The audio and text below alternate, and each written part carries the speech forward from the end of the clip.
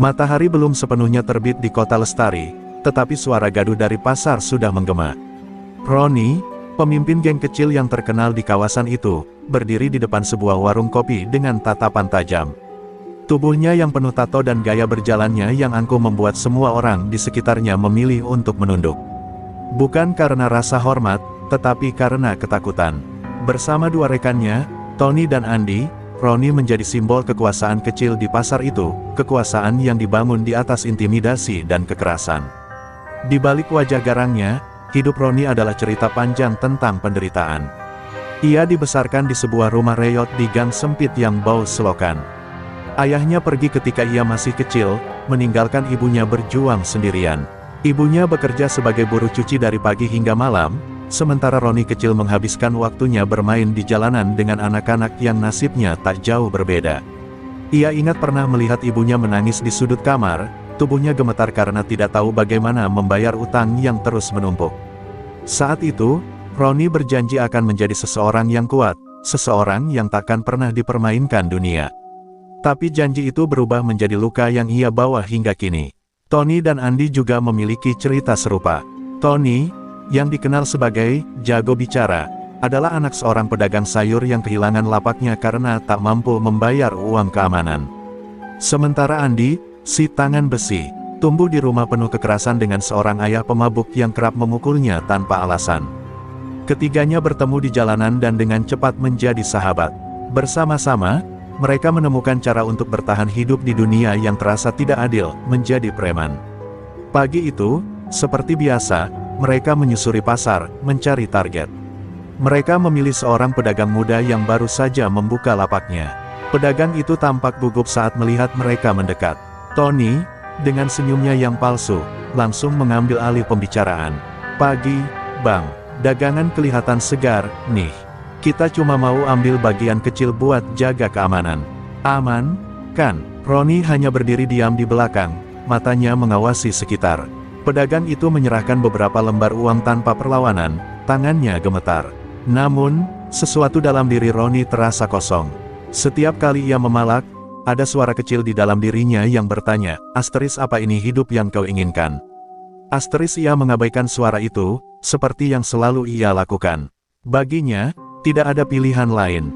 Hidup adalah tentang bertahan, dan jika itu berarti menjadi preman, maka itulah yang harus ia lakukan. Siang harinya, suara teriakan tiba-tiba memecah suasana pasar. Seorang ibu tua berlari panik sambil menunjuk ke arah seorang pencopet yang melarikan diri dengan tasnya. Pencopet itu berlari ke arah Roni dan gengnya.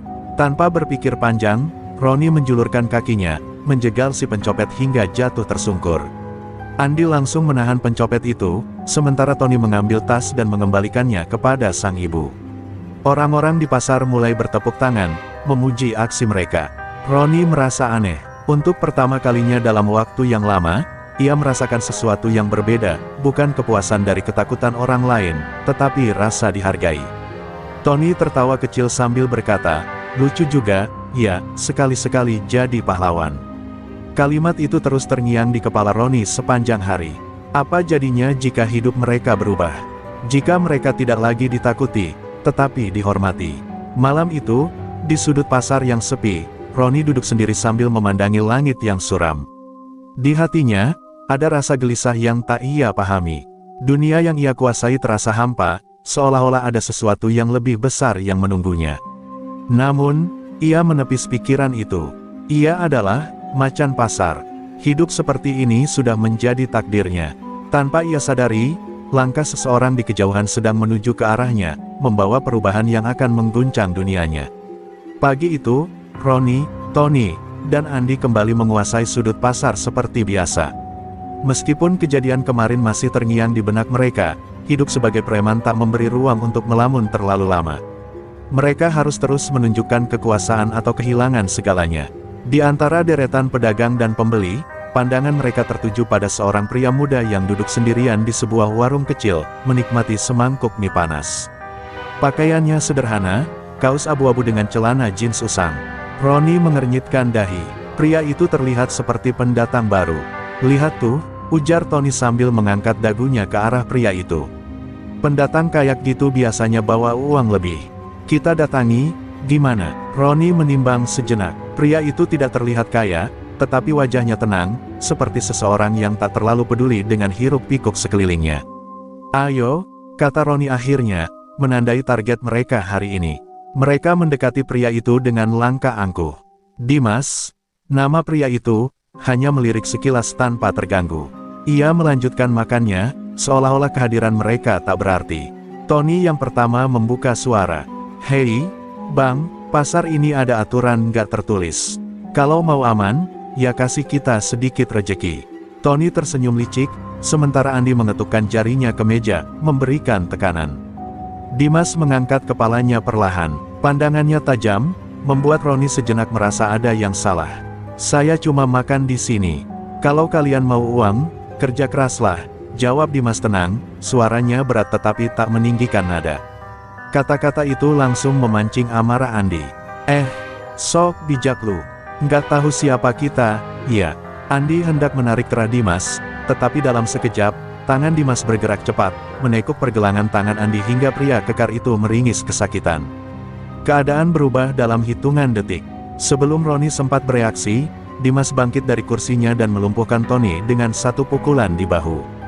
Roni yang tersisa hanya bisa menatap tak percaya. Ia melihat sesuatu di mata Dimas, ketenangan yang mematikan. Pergilah, jangan ganggu orang lagi, ucap Dimas tanpa emosi. Roni mengepalkan tangan, amarah dan rasa malu bercampur menjadi satu. Tetapi, ia tahu, pria di depannya bukan orang biasa.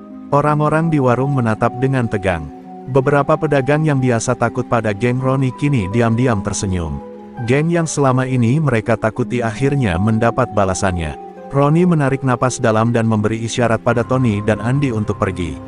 Ini belum selesai, gumamnya pelan sebelum berbalik meninggalkan tempat itu. Namun, jauh di dalam hatinya, ia merasakan sesuatu yang asing, bukan hanya rasa malu, tetapi juga rasa penasaran. Malam itu, di sebuah gang sempit, Roni memukul dinding dengan frustrasi. Siapa dia? Bentaknya pada Tony dan Andi yang masih kesakitan. Tidak ada jawaban. Andi hanya mengerang sambil memegangi pergelangan tangannya yang memar. Tony akhirnya berkata, kita cari tahu. Orang kayak dia nggak mungkin cuma pendatang biasa. Roni mengangguk. Meskipun harga dirinya terluka, ada dorongan dalam dirinya untuk mengenal pria misterius itu lebih jauh. Di sisi lain, Dimas duduk di sebuah rumah kecil di pinggiran kota. Ia mengusap lencana TNI yang disembunyikannya di dalam saku. Ia tahu hari itu akan datang, hari ketika identitasnya mulai terungkap. Kau memulai sesuatu, Dim, gumamnya pada diri sendiri. Namun, alih-alih merasa khawatir, ia justru tersenyum tipis. Baginya, menghadapi geng seperti Roni hanyalah bagian dari rencana yang lebih besar, sebuah misi yang melibatkan lebih dari sekadar menang atau kalah. Keesokan harinya, nama Roni dan gengnya menjadi bahan pembicaraan di pasar. Kejadian di warung kecil itu menyebar seperti api, membuat orang-orang yang selama ini takut pada mereka mulai berani melontarkan komentar di belakang punggung mereka. Macan pasar, macan ompong, maksudnya, celetuk seorang pedagang sayur saat Roni lewat. Kata-kata itu seperti belati yang menusuk harga dirinya. Tony dan Andi hanya bisa menunduk, menghindari tatapan orang-orang. Roni berusaha mengabaikan ejekan itu, tetapi setiap langkahnya terasa seperti beban. Ia melihat seorang pemuda di sudut pasar tertawa kecil sambil berbisik kepada temannya, membuat darahnya mendidih. Hei, lu, bentak Roni sambil mendekati mereka. Pemuda itu langsung terdiam, tetapi keberaniannya memudar saat melihat kemarahan di mata Roni. Ada masalah, lanjut Roni, suaranya menggema. Pasar seketika hening, tetapi rasa takut yang dulu melingkupi orang-orang mulai pudar. Tony mencoba menenangkan Roni. Udah, Ron, nanti malah tambah buruk, bisiknya. Roni memandang Tony dengan mata menyala, tetapi akhirnya ia menahan amarahnya. Ia tahu Tony benar, reputasi mereka sedang berada di titik nadir. Jika ia membuat keributan sekarang, itu hanya akan mempermalukan mereka lebih jauh. Dengan langkah berat, mereka meninggalkan pasar, mencoba menjauh dari tatapan dan bisik-bisik yang terus mengejek mereka. Malam itu, di markas kecil mereka di pinggiran kota, suasana penuh ketegangan. Andi duduk sambil memegangi tangannya yang masih terasa nyeri, sementara Tony merokok tanpa henti. Roni berjalan mondar-mandir, pikirannya berantakan. Kita nggak bisa kayak gini terus. Orang-orang mulai meremehkan kita, katanya dengan nada frustrasi. Semua ini gara-gara dia, tambahnya, tinjunya menghantam meja kayu hingga retak. Tony mencoba berpikir jernih. Dimas itu bukan orang biasa, Ron. Gerakannya, cara dia ngelawan kita, kayaknya dia pernah dilatih. Mungkin kita harus cari tahu lebih banyak sebelum kita bertindak. Ronnie mendengus, tetapi dalam hatinya ia tahu Tony ada benarnya. Sosok Dimas bukan sekadar pria biasa. Ia seperti gunung es yang puncaknya kecil, tetapi dasarnya tak terlihat. Kalau gitu, mulai besok kita awasi dia, jawab Ronnie akhirnya. Di sisi lain kota, Dimas sedang duduk di sebuah kamar kecil yang sederhana. Ia memegang sebuah foto lama, foto keluarganya. Ia menghela napas panjang, mengenang saat ia masih seorang anak kecil yang tinggal di kampung itu. Kembali ke sini membawa banyak kenangan pahit, tetapi ia tahu misi ini penting. Bukan hanya untuk menyamar, tetapi juga untuk membantu orang-orang yang tersesat, seperti Ronnie dan gengnya. Kalian gak seburuk itu, hanya salah jalan, gumamnya sambil tersenyum tipis. Keesokan harinya, Ronnie dan gengnya mulai menjalankan rencana mereka. Mereka mengawasi Dimas dari kejauhan, mengikuti gerak-geriknya. Anehnya, pria itu tidak banyak berinteraksi dengan orang lain. Ia hanya pergi ke pasar untuk makan, berbincang dengan pedagang kecil, lalu pulang ke rumahnya yang sederhana. Dia hidup kayak orang biasa, komentar Andi, bingung. Tapi Ronnie tidak yakin, nggak mungkin orang dengan kemampuan kayak dia cuma pengangguran, gumamnya, semakin curiga. Saat mereka terus mengamati, sesuatu dalam diri Ronnie mulai berubah.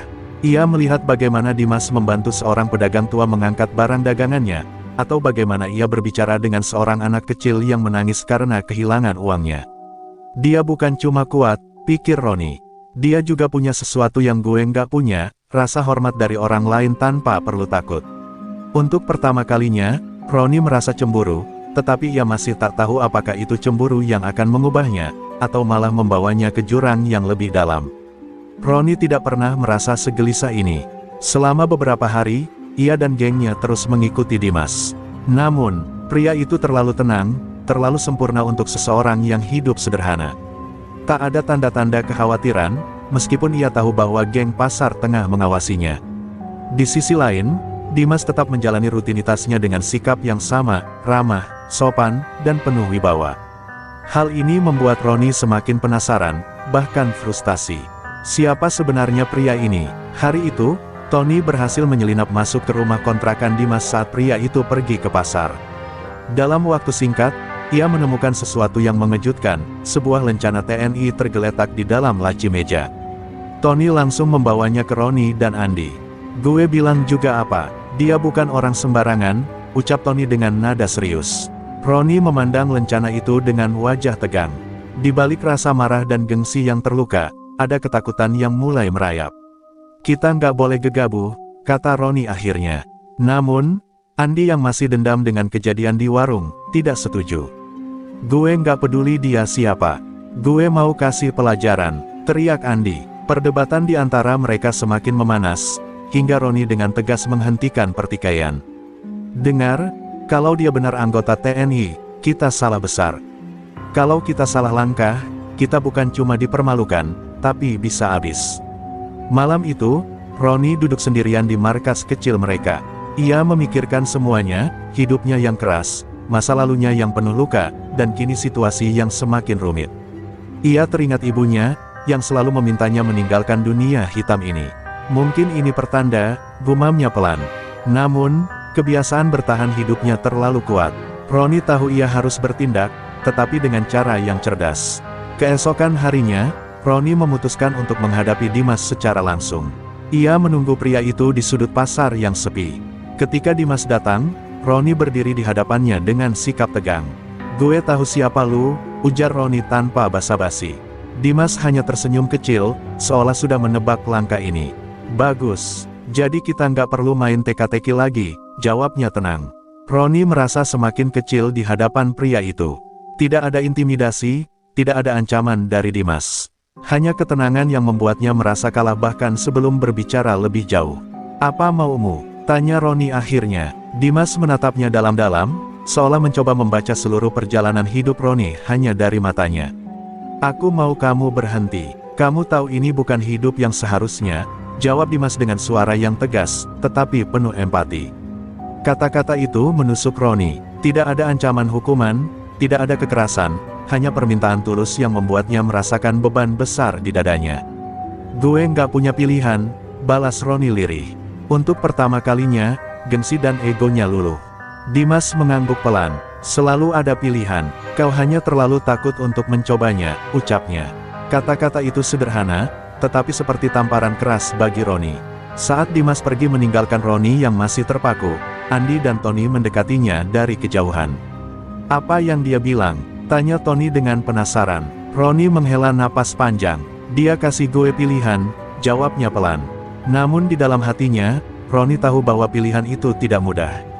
Melanjutkan jalan hitam berarti bertahan hidup dengan harga diri yang rapuh. Berubah berarti menghadapi ketidakpastian, sesuatu yang selama ini ia hindari.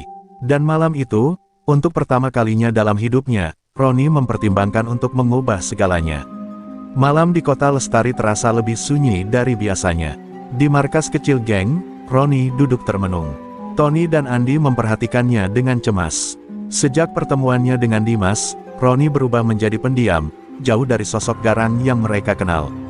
Andy, yang masih menyimpan amarah, akhirnya memecah keheningan. Ron, lu serius mau percaya omongan dia? Dia cuma ngomong doang, kita harus bales. Dia, biar tahu siapa yang sebenarnya berkuasa di sini. Ronnie menatap Andy dengan pandangan kosong. Dalam hatinya, ia tahu Andy hanya bertindak berdasarkan emosi. Namun, ia juga memahami rasa frustrasi itu. Selama ini, hidup mereka diatur oleh rasa takut dan gengsi, seolah-olah mereka tidak punya pilihan lain. Lu nggak ngerti, Andy, ujar Ronnie pelan. Dia beda, dia nggak perlu pamer kekuatan buat bikin kita kelihatan kecil. Lu nggak lihat gimana caranya ngomong. Gue rasa dia lebih dari sekadar tentara biasa. Tony yang biasanya penuh akal ikut angkat bicara. Tapi, Ron, kalau kita berhenti sekarang, semua orang bakal pikir kita pengecut. Pasar ini bakal jadi tempat siapapun buat nginjak kita. Apa lu siap ngadepin itu? Suara Tony terdengar ragu, seolah ia sendiri tidak yakin dengan kata-katanya. Ronnie menghela napas panjang. Ia tahu ini bukan hanya tentang pasar.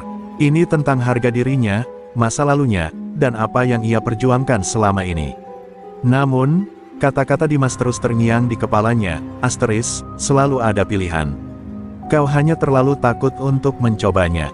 Asteris malam itu, Ronnie berjalan sendirian ke gang sepi di dekat rumah kontrakan Dimas. Ia ingin memastikan, apakah kata-kata pria itu hanya omong kosong atau benar-benar memiliki arti. Ia mengintip dari kejauhan, memperhatikan Dimas yang sedang duduk di teras, memandang bintang dengan wajah tenang. Apa yang dia lihat dari hidup ini? Pikir Ronnie. Tanpa disadari, Dimas menyadari keberadaannya. Mau bicara lagi? Tanya Dimas tanpa menoleh. Ronnie kaget, tetapi akhirnya ia keluar dari bayangan. Ia berdiri di depan Dimas, mencoba menenangkan gemuruh di dadanya. Kenapa lu peduli sama gue? Tanya Ronnie dengan nada tajam. Lu bisa aja laporin gue ke polisi atau buat gue dihancurin. Tapi lu malah kasih gue pilihan. Kenapa? Dimas menatap Ronnie dengan tatapan dalam, penuh arti.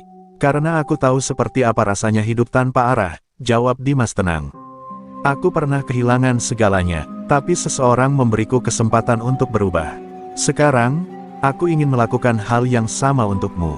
Kata-kata itu membuat Ronnie terdiam. Dalam hati kecilnya, ia tahu Dimas berkata jujur. Namun, memilih untuk berubah bukanlah hal yang mudah. Kalau gue berhenti, gue nggak tahu mau ngapain. Gue cuma tahu hidup di jalanan, ujar Ronnie dengan suara yang nyaris berbisik. Dimas tersenyum kecil. Semua orang mulai dari nol, Ronnie. Tapi lu punya sesuatu yang berharga, keberanian. Gunakan itu untuk sesuatu yang lebih besar. Malam itu, untuk pertama kalinya, Ronnie merasa ada harapan. Tapi di sisi lain, ia juga merasa takut. Takut akan perubahan, takut kehilangan kendali, dan takut gagal. Saat ia berjalan pulang, ia tahu bahwa keputusannya tidak hanya akan mengubah hidupnya, tetapi juga hidup Tony dan Andy. Ronnie menyadari, apapun yang ia pilih, ia harus menghadapi konsekuensinya. Dan itu adalah keputusan terberat dalam hidupnya. Hari-hari berikutnya terasa seperti mimpi buruk bagi Ronnie. Pasar yang dulu menjadi wilayah kekuasaannya kini mulai lepas dari genggaman. Pedagang dan pengunjung pasar tak lagi takut padanya, bahkan beberapa terang-terangan menolak membayar uang keamanan. Tony dan Andy semakin tidak sabar. "Ron, lu terlalu banyak mikir. Kita udah hampir kehilangan semuanya," seru Andy, wajahnya memerah oleh amarah. "Kita harus kasih mereka pelajaran. Kalau enggak, mereka pikir kita udah habis." Ronnie mencoba menenangkan keduanya, tetapi ia sendiri tidak yakin apa yang harus dilakukan. Kata-kata Dimas terus menghantui pikirannya, tetapi tekanan dari Tony dan Andy semakin berat. "Kalian gak ngerti, kalau kita terus main kasar, kita bakal kalah lebih besar. Dimas bukan orang yang bisa kita lawan begitu saja," ujar Ronnie tegas. Namun, Andy tidak mau mendengar. "Kalau lu takut, biar gue yang ambil alih," katanya sambil meninggalkan markas dengan langkah cepat. Tony menatap Ronnie dengan ragu. "Lu yakin kita harus berhenti, Ron? Gue ngerti maksud lu, tapi Andy punya poin. Kita nggak bisa kehilangan semuanya. Lu tahu dia bakal bikin masalah sendiri kalau kita nggak bertindak." Ronnie menghela napas panjang. "Gue tahu, Ton. Tapi gue juga tahu, kalau kita salah langkah sekarang, kita semua bisa hancur." Sementara itu, Andy benar-benar bertindak sendiri. Dengan rasa dendam yang menguasai pikirannya, ia menyusun rencana untuk menyerang Dimas. Bersama beberapa anak buahnya, ia menghadang Dimas di sebuah gang sempit. Dimas, yang baru pulang dari pasar, hanya menatap mereka dengan tenang.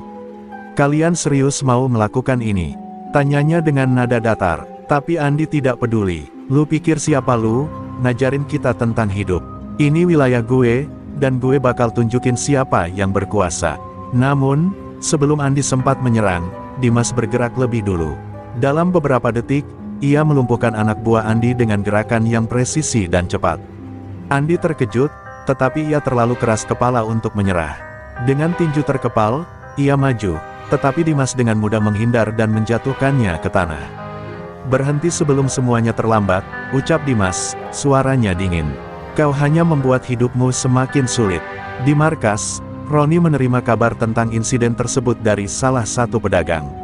Wajahnya memucat, menyadari bahwa tindakan gegabah Andy akan semakin memperkeruh keadaan. Ia langsung bergegas mencari Andy, yang akhirnya ia temukan terkapar di pinggir jalan, wajahnya penuh luka. "Lu kenapa nggak dengerin gue?" bentak Ronnie, marah sekaligus cemas. Namun, Andy hanya tertawa pahit. "Lu pikir perubahan itu gampang? Dunia nggak akan kasih kita kesempatan, Ron." Ronnie membantu Andy berdiri dan membawanya kembali ke markas. Tony menatap mereka dengan wajah suram. "Kita nggak bisa terus kayak gini, Ron. Kalau kita nggak ambil keputusan sekarang, semua ini bakal meledak." Ronnie hanya diam, pikirannya kacau. Ia tahu Tony benar, tapi ia juga tahu bahwa jalan kekerasan hanya akan membawa mereka semakin jauh ke dalam kehancuran. Malam itu, Ronnie duduk sendirian di bawah langit gelap. Pilihan yang ada di depannya terasa semakin rumit. Ia bisa merasakan tekanan dari kedua belah pihak. Tony dan Andy ingin mempertahankan kekuasaan mereka, sementara Dimas menawarkan jalan keluar yang sulit tetapi penuh harapan. Dalam keheningan malam, Ronnie bertanya pada dirinya sendiri, apakah ia cukup kuat untuk memilih jalan yang benar? Atau apakah ia akan terus terjebak dalam lingkaran yang menghancurkan? Hari mulai cerah ketika Ronnie memutuskan untuk menemui Dimas. Ia tahu waktunya untuk membuat keputusan, meskipun itu mungkin akan menimbulkan konflik dengan Tony dan Andy. Dengan langkah berat, ia menuju rumah kontrakan kecil Dimas. Ketika sampai, ia melihat pria itu sedang membersihkan sepeda tuanya di halaman. "Ada apa, Ronnie?" tanya Dimas dengan nada tenang, seolah sudah tahu bahwa tamu tak diundang itu akan datang. Ronnie berdiri diam beberapa saat, mencoba mengumpulkan keberaniannya. "Gue mau berhenti," ujarnya akhirnya. Kata-kata itu terdengar berat, bahkan untuk dirinya sendiri. Dimas menatapnya, ekspresinya tidak berubah. "Itu keputusan besar, Ronnie. Tapi lu harus tahu, itu bukan jalan yang gampang," jawab Dimas. "Gue tahu," balas Ronnie cepat. "Tapi gue nggak bisa terus kayak gini. Gue capek hidup kayak binatang." Dimas tersenyum tipis. "Kalau begitu, kita mulai dari sini," katanya sambil mempersilakan Ronnie duduk. Dimas menjelaskan bahwa berhenti dari dunia hitam bukan hanya soal meninggalkan kekerasan, tetapi juga tentang menemukan cara hidup yang baru. Lu punya sesuatu yang berharga, Roni. Pengaruh lu, orang-orang di pasar, pernah takut sama lu. Sekarang, mereka bisa belajar menghormati lu. Tapi lu harus sabar, jelas Dimas. Namun, Roni tahu tidak semua orang akan menerima keputusannya. Saat ia kembali ke markas, Tony dan Andy sudah menunggunya dengan wajah penuh tanda tanya. Lu kemana, Ron? Tanya Tony, nada curiganya jelas terdengar. Gue udah mutusin sesuatu, jawab Roni singkat. Gue mau kita berhenti dari semua ini. Pernyataan itu langsung membuat Andy berdiri dengan marah. Lu serius? Ini hidup kita, Ron. Kalau kita berhenti, kita nggak punya apa-apa lagi. Roni mencoba menenangkan Andy, tetapi emosi rekannya itu sudah meledak. Lu mau percaya sama Dimas, Ron? Dia cuma tentara yang nggak ngerti gimana kerasnya hidup di jalanan. Teriak Andy. Tony, meskipun lebih tenang, tetap merasa ragu. Lu yakin ini jalan yang benar, Ron? Kalau kita berhenti sekarang, semua orang bakal injek kita. Roni menatap mereka dengan penuh rasa bersalah. Gue ngerti kekhawatiran kalian, tapi gue capek, Ton. Dan gue tahu, kalian juga capek. Pertengkaran itu berlangsung panas hingga akhirnya Andy meninggalkan markas dengan wajah penuh kemarahan. Tony hanya duduk diam, mencoba memahami perubahan besar yang diinginkan Roni. Gue nggak tahu, Ron, ujar Tony akhirnya. Tapi kalau lu yakin, gue bakal ikut. Gue udah terlalu lama di samping lu buat ninggalin sekarang. Roni mengangguk, merasa sedikit lega meski kekhawatiran masih membayangi pikirannya. Sementara itu, Andy memutuskan untuk bertindak sendiri. Dengan penuh dendam, ia pergi ke salah satu geng rival di luar pasar untuk mencari dukungan. Ia berpikir, jika Dimas ingin membuat perubahan, maka ia harus dihentikan. Gue butuh bantuan lu buat balikin keadaan, kata Andy kepada ketua geng itu. Tapi Andy tidak menyadari bahwa langkah ini hanya akan memperkeruh situasi dan membawa masalah yang lebih besar. Di sisi lain, Roni mulai menjalani langkah kecil menuju perubahan. Ia berbicara dengan pedagang di pasar, meminta maaf atas perbuatannya selama ini. Sebagian masih memandangnya dengan curiga, tetapi beberapa mulai melihat ketulusan dalam sikapnya. Namun, bayangan Andy yang penuh dendam tetap menghantui pikiran Roni. Ia tahu bahwa ini baru permulaan, dan jalan menuju perbaikan akan dipenuhi rintangan yang sulit. Tapi untuk pertama kalinya, ia merasa ada cahaya kecil di ujung kegelapan. Langit sore di kota Lestari terasa mencekam. Roni berdiri di depan pasar, mengamati setiap sudut dengan tatapan waspada. Ia tahu sesuatu yang buruk akan terjadi. Perubahan yang ia mulai menimbulkan gejolak, terutama di antara anak buahnya sendiri. Tony tetap setia, tetapi Andy telah menjauh, membawa dendam yang entah kapan akan meledak. Perasaan gelisah terus menghantui Roni. Ia tidak takut menghadapi masalah, tetapi ia takut jika ini akan menyeret semua orang ke jurang yang lebih dalam. Sementara itu, Andy telah mengumpulkan kekuatan dari geng luar pasar, kelompok yang terkenal dengan kebrutalannya.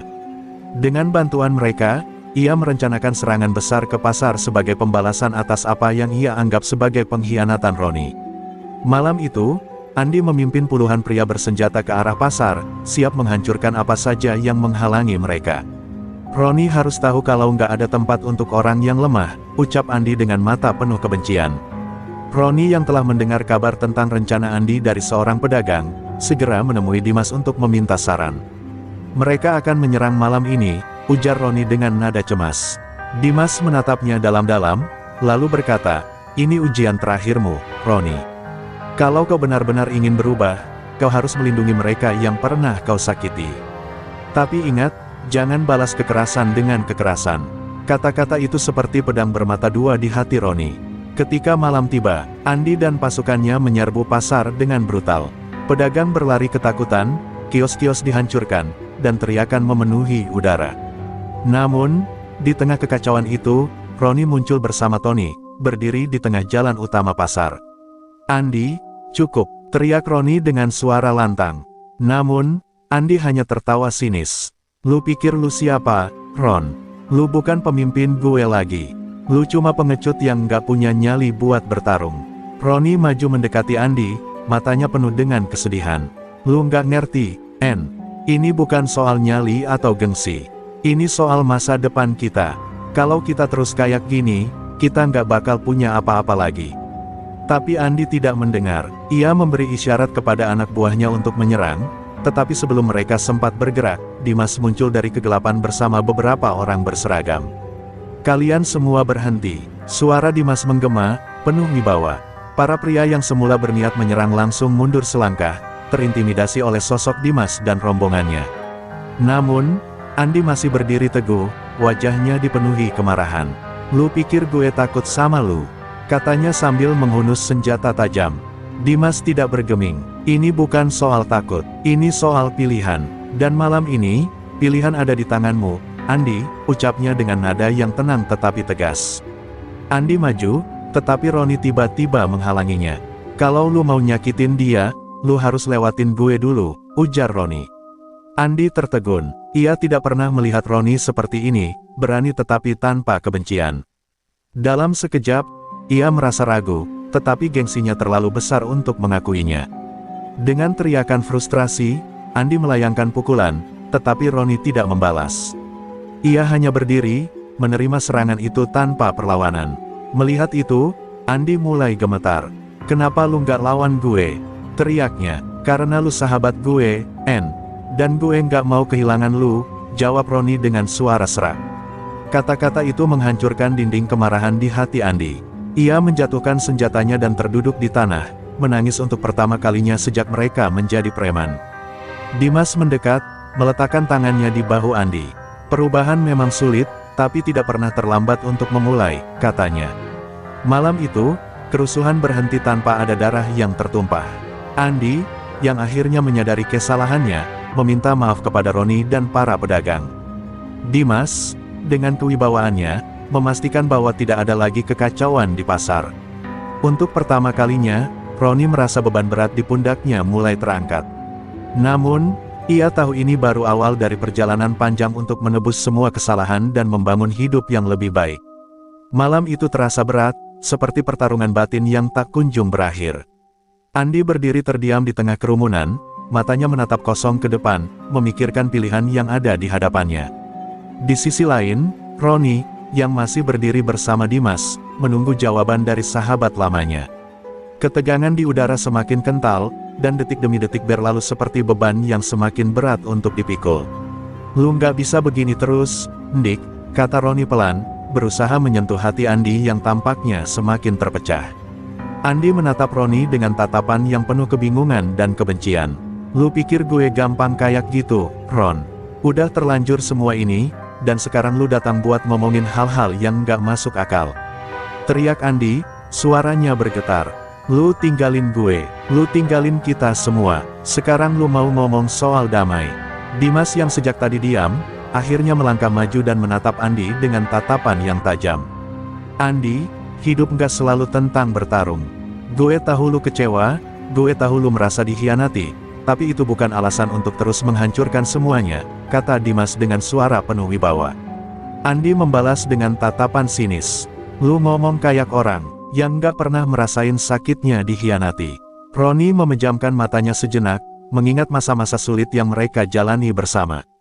Bagaimana mereka berjuang dalam dunia yang keras ini, bagaimana mereka saling melindungi, dan bagaimana semuanya berubah begitu cepat. "Gue nggak mau kehilangan lu, Ndik. Gue nggak mau kita jadi musuh. Gue cuma pengen kita bisa keluar dari lingkaran ini," ucap Roni dengan suara penuh harap. Andi terdiam, ada keraguan di matanya, sesuatu yang selama ini ia sembunyikan. Ia ingin melawan, ingin terus berjalan di jalan yang ia pilih, tapi di dalam hatinya, ia tahu Roni benar.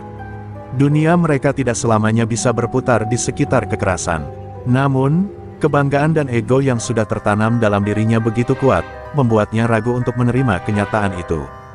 Di saat-saat seperti ini, Bimo, ketua geng rival, memutuskan untuk turun tangan. "Cukup, jangan buang-buang waktu. Kalau kalian gak punya nyali untuk bertarung, gue gak butuh kalian," katanya dengan suara kasar. "Pasar itu milik gue sekarang, dan kalian gak bisa menghentikan apapun." Dengan isyarat tangan, anak buah Bimo bergerak maju, namun Dimas mengangkat tangannya. "Berhenti." Roni berbalik menatap Dimas, yang kini berdiri kokoh di depan mereka. "Dimas," Roni mulai berbicara, namun Dimas menginterupsi. Aku nggak akan biarkan kalian menghancurkan diri kalian hanya karena perasaan kecewa dan amarah. Kalau kalian nggak mau berubah, kalau kalian tetap ingin bertarung, aku akan pastikan kalian tahu apa konsekuensinya. Suaranya tegas, namun ada sedikit kekhawatiran di matanya. Andi menatap Dimas dengan tatapan penuh benci, tapi di sudut hatinya, ia merasakan sedikit kebenaran dari apa yang dikatakan Dimas. Ia merasa seperti terjepit di antara dua dunia, dua pilihan yang sama-sama mengerikan. Gue nggak tahu harus gimana, Ron, kata Andi, akhirnya suaranya melembut. Tapi kalau gue ikut lu, gue nggak tahu apakah gue masih bisa jadi siapa gue. Roni mendekat dan meletakkan tangan di bahu Andi. Lu masih Andi yang sama, Dick. Lu nggak perlu kehilangan dirimu untuk memilih jalan yang lebih baik. Suasana di antara mereka terasa mencekam, namun di balik itu semua, ada secercah harapan. Pilihan Andi kini berada di ujung tanduk, apakah ia akan terus terjerumus dalam dunia yang ia kenal, ataukah ia akan memilih untuk berjalan bersama Roni dan Dimas, meninggalkan kekerasan dan membangun sesuatu yang lebih baik. Seiring dengan keheningan yang melanda, jawaban dari Andi akan menentukan masa depan mereka semua. Pagi itu, angin berhembus pelan melalui lorong-lorong sempit pasar yang baru saja pulih dari kekacauan semalam. Roni duduk di depan kios milik Patino, seorang pedagang yang selama ini menjadi salah satu orang yang paling lama bertahan di pasar. Ia menatap jauh ke depan, di mana keramaian mulai kembali terjadi, meskipun masih terasa canggung. Pasar yang pernah menjadi tempat yang penuh ketegangan kini terasa lebih hening, lebih sepi, seolah menunggu keputusan besar yang akan datang. Andi masih belum membuat keputusan finalnya. Setelah malam itu, ia menghilang tanpa jejak, meninggalkan Roni dan Tony dalam kebingungan. Roni merasa seperti kehilangan sesuatu yang sangat berharga, sebuah persahabatan yang telah melalui banyak hal bersama. Namun di sisi lain, ia tahu bahwa perubahan harus dimulai dari dirinya sendiri. Ia ingin percaya bahwa Andi bisa berubah, bahwa sahabat lamanya itu akan menyadari bahwa masih ada jalan keluar yang lebih baik, meskipun itu terasa sangat sulit. Sementara itu, Dimas memutuskan untuk memberi ruang bagi Andi untuk berpikir, namun dengan satu syarat, tidak ada lagi kekerasan di pasar. Andi harus memilih, apakah dia akan bergabung dengan kita untuk membangun sesuatu yang lebih baik, atau dia akan tetap terjebak dalam dunia yang menghancurkannya, ucap Dimas suatu sore ketika mereka berdiskusi di markas. Kata-kata Dimas akan menjadi peringatan bagi Roni, bahwa dunia yang mereka kenal sudah berubah. Tidak ada lagi ruang untuk kekerasan yang hanya membawa kehancuran. Roni memutuskan untuk mendekati Andi sekali lagi, kali ini dengan hati yang lebih tenang. Ia tahu Andi sedang terluka, terperangkap dalam kebingungannya sendiri. Pagi itu, ia menemukan Andi duduk di atas trotoar dekat gang sempit yang biasa mereka lewati. Wajah Andi tampak kusut, matanya kosong, seolah dunia ini tak lagi memiliki arti. Roni duduk di sampingnya, mencoba merasakan apa yang Andi rasakan. Dick, gue nggak tahu lu masih marah sama gue, atau nggak bisa maafin gue, tapi gue pengen lu tahu kalau gue masih sahabat lu, kata Roni pelan. Andi menatap Roni dengan tatapan yang sulit dibaca. Lu selalu bilang kita harus berubah, Ron.